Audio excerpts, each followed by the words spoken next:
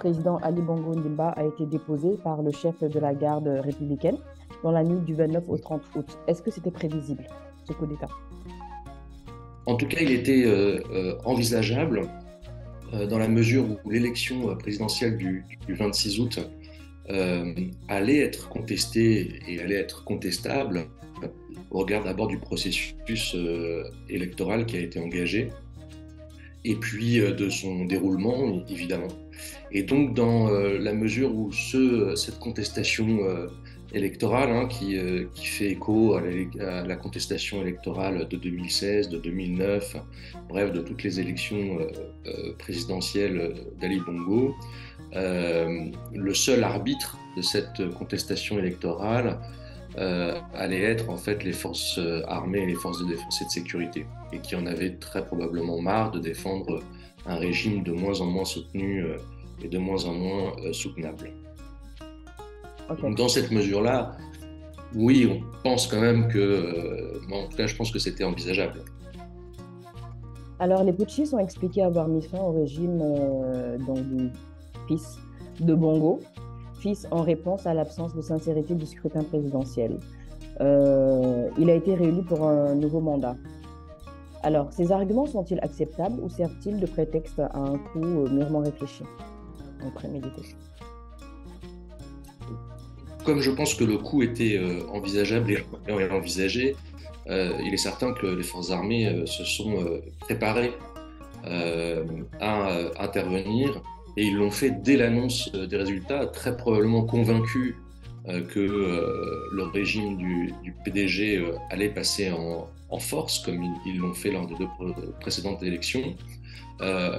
Et force est de constater que c'est un régime qui était de moins en moins soutenu et de moins en moins accepté, et que par conséquent, la population, d'ailleurs, a plutôt soutenu le putsch.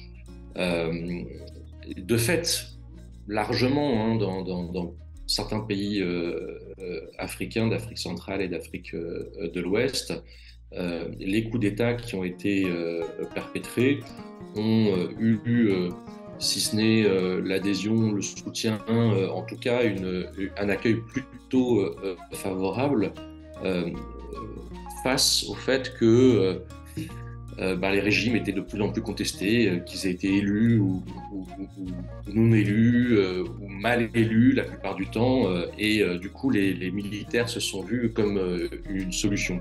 Au Gabon, c'est un peu la même chose, puisqu'on a vu certaines scènes de liesse, on a vu aussi l'opposition même accueillir ce coup d'État de façon favorable, et demander maintenant, actuellement d'ailleurs, la reconnaissance le recompte des votes et la reconnaissance des vrais résultats de l'élection présidentielle.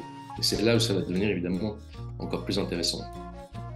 Alors, peut-on craindre un effet domino dans la région carrément de l'Afrique centrale? Je ne sais pas si on peut l'appeler un effet domino. En tout cas, il y a un certain nombre de pays qui connaissent de grandes fragilités et des échéances qui peuvent pousser à de nouveaux coups d'État ou des changements anticonstitutionnels de pouvoir, comme on le dit, selon la formule consacrée. On peut penser évidemment particulièrement aux États qui ont des présidents depuis très longtemps, le Cameroun, la Guinée équatoriale, le Congo, qui sont également des États dans lesquels les luttes de pouvoir pour la succession du chef d'État ont déjà commencé. En Guinée équatoriale, plusieurs clans au sein de la famille s'affrontent. Au Cameroun, malgré les opérations contre la corruption qui dissimule des purges régulières du pouvoir, la lutte fait rage également. Au Congo également, on se pose des questions sur... Et donc ça peut donner évidemment des idées, que ce soit à l'armée ou à d'autres acteurs, de tenter un coup d'État ou un changement radical du pouvoir. Donc oui, et puis on assiste de toute façon plus globalement, que ce soit en Afrique de l'Ouest, en Afrique centrale, à une sorte de tectonique des plaques géopolitiques, avec le conflit soudanais qui a des répercussions au Tchad, et la Libye également. Donc on risque d'avoir des mois et des années tourmentées, en tout cas où les choses vont changer, où les pouvoirs vont changer de main. Alors, que devrait être la réaction de la communauté internationale dans un contexte d'instabilité, pareil, institutionnel en Afrique?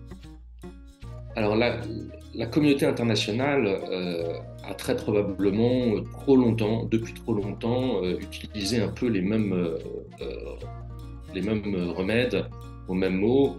Et la communauté internationale, qu'elle soit la communauté des États africains, hein, des institutions intergouvernementales africaines, et encore plus la communauté internationale euh, euh, de gouvernance mondiale, les Nations Unies, les, les diplomaties influentes, etc., devraient très clairement prendre acte de la nouvelle configuration actuelle, des nouvelles aspirations, changer de méthode.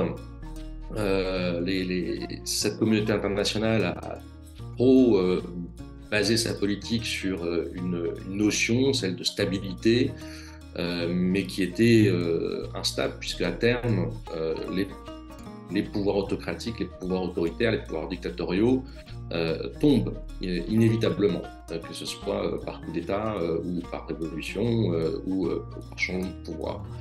Et donc, la communauté internationale, aujourd'hui, que ce soit au niveau des principes, au niveau politique, au niveau diplomatique, stratégique et évidemment aussi économique, de leur politique de développement, doivent comprendre que l'Afrique est en train de changer profondément, que les acteurs africains sont en première ligne, gèrent leurs États, leurs pays, leurs régions, et plutôt que d'imposer des solutions, on devrait très probablement beaucoup plus accompagner, responsabiliser les États africains.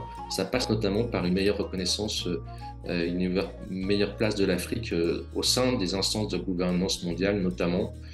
Sinon, et on l'a vu avec le sommet des BRICS, de nouvelles institutions, des institutions, un nouvel ordre international parallèle se créera euh, euh, pour faire en sorte que les États africains puissent gérer.